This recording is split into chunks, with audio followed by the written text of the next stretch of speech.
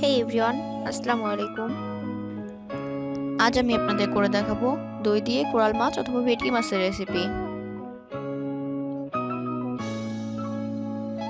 এই রেসিপির জন্য আমার যা যা লাগছে: কোরাল মাছ নিয়েছি 3 পিস, টক দই নিয়েছি 1 কাপ, পেঁয়াজ বাটা 2 টেবিল চামচ, পেঁয়াজ কুচি 2 টেবিল চামচ, কাঁচামরিচ ফালি 2টা, হলুদ গুঁড়া 1 চিমটি, শুকনা মরিচ গুঁড়া 1 চা চামচ, লবণ স্বাদ মতো, ধনিয়া গুঁড়া 1 চা চামচ, জিরা গুঁড়া 1 চা চামচ। এছাড়া আরও লাগছে রান্নার তেল এবং সামান্য একটু পানি। এখানে আমি মাছগুলোকে সামান্য একটু লবণ আর একটু হলুদ মেখে রেখে দিয়েছি। প্রথমেই একটা ফ্রাই প্যানে 2 টেবিল চামচ রান্নার তেল নিয়ে নিচ্ছি।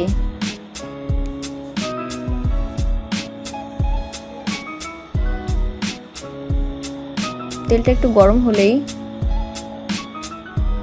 হলুদ লবণ মাখা মাছগুলো দিয়ে দিলাম।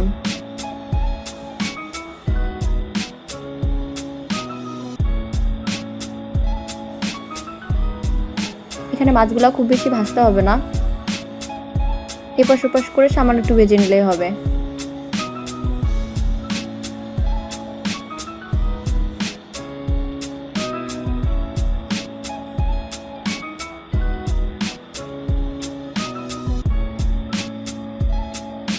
এক পাশ হয়ে গেছে, আমি উল্টে দিচ্ছি।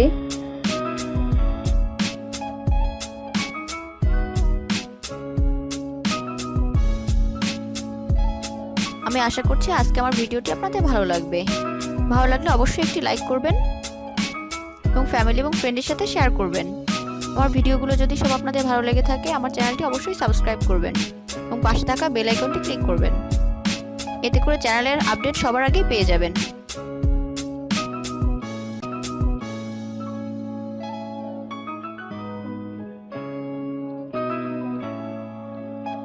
আমি আরেকবার উল্টে দিচ্ছি।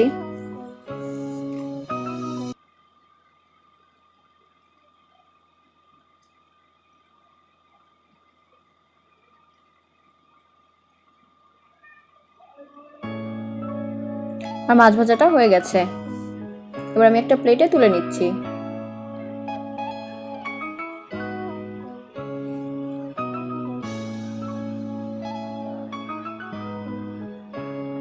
এর ভিতরেই আমি আরো 2 টেবিল চামচ তেল দিয়ে দিলাম।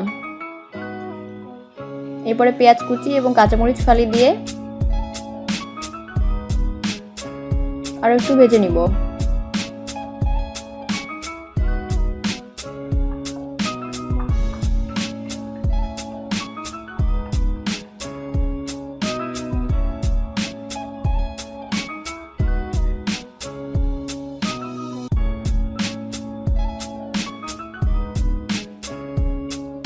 যখনই দেখবো পেঁয়াজের রংটা একটু লাল লাল হয়ে আসছে, তখনই এর ভিতরে দিয়ে দিব বাটা পেঁয়াজ।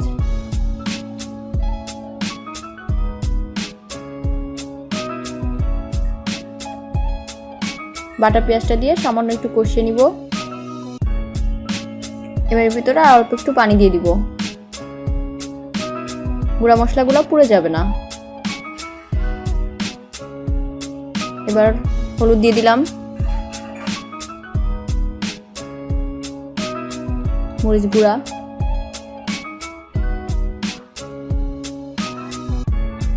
ধনিয়া গুঁড়া,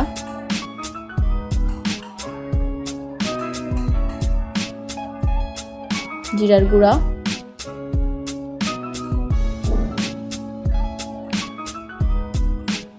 এবং স্বাদ মতো লবণ।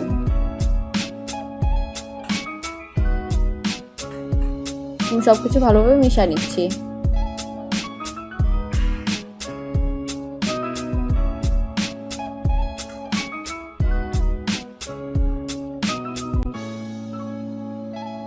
একটু ভালোভাবে কষা নিতে হবে যতক্ষণ না তেলটা উপরে ভেসে ওঠে।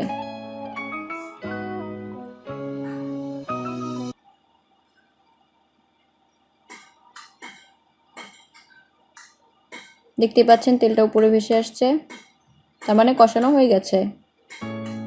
এবার ভিতরে দইটা দিয়ে দিলাম।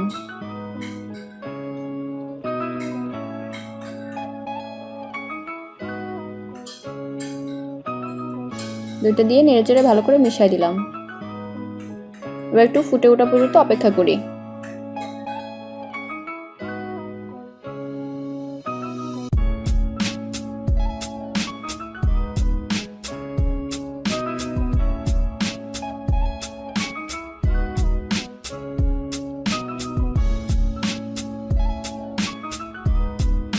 যখনই দেখবো চারপাশ থেকে এভাবে ফুটে উঠছে, তখন এর ভিতরে ভেজে রাখা মাছগুলি দিয়ে দিব।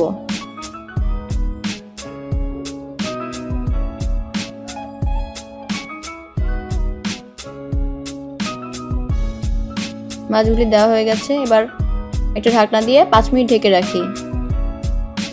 ফিরে আসছি 5 মিনিট পর।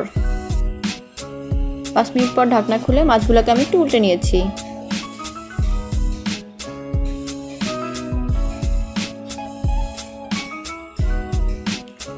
এবার ঢাকনা খুলে কিছুক্ষণ মিডিয়াম আঁচে রান্না করতে হবে।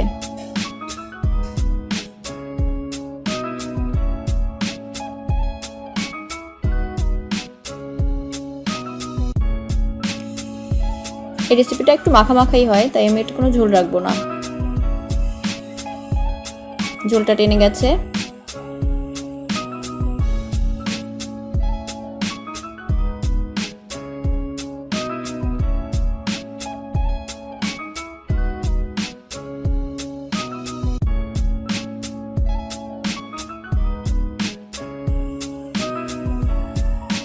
চুলাটা বন্ধ করে দিয়েছি।